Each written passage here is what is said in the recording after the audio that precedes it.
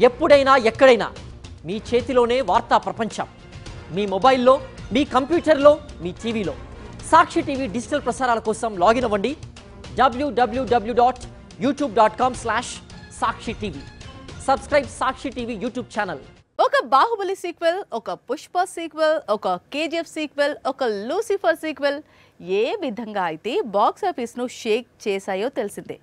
అందుకే సుకుమార్ మరోసారి సీక్వెల్ సినిమాతోనే తిరిగి రావాలి అనుకుంటున్నాడట. అది కూడా తన కెరీర్లో బిగ్గెస్ట్ బ్లాక్ బస్టర్స్లో ఒకటిగా నిలిచిన చిత్రానికి సీక్వెల్. లాస్ట్ ఇయర్ టాలీవుడ్ లో రిలీజ్ అయిన pan India block buster Pushpa 2 sequel సినిమాకు ఉన్న అసలు సిసలు క్రేజ్ ఏంటి అనేది చూపించింది. సీక్వెల్ సినిమాలు పర్ఫెక్ట్ గా తీస్తే ఆడియన్స్ ఎలా నీరాజనం పడతారు అనే దానికి పుష్ప 2 పర్ఫెక్ట్ ఎగ్జాంపుల్. కొన్ని కథలు ఫస్ట్ పార్ట్ కు కంప్లీట్ అవుతాయి, మరికొన్ని కథలకు ఎన్ని సీక్వెల్స్ రాసుకున్నా బాక్స్ ఆఫీస్ దగ్గర క్లిక్ అవుతుంటాయి. పుష్పకు ఎన్ని సీక్వెల్స్ అయినా తీయవచ్చు అంటూ గతంలో సుకుమార్ ప్రకటించాడు.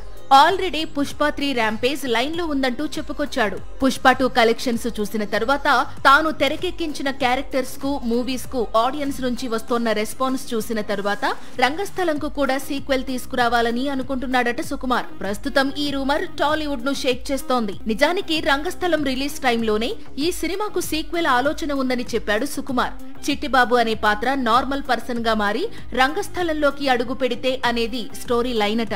మరి ఇదే లైన్ తో సీక్వెల్ తెరకెక్కుతోందా, లేక పుష్ప 2 రిజల్ట్ తర్వాత చిట్టిబాబు పాత్రను మరింత పవర్ఫుల్ గా మార్చాడా అనేది కొద్ది రోజుల్లో క్లారిటీ వస్తుంది. ప్రస్తుతానికి చిట్టిబాబు అయితే పెద్దిగా మారాడు.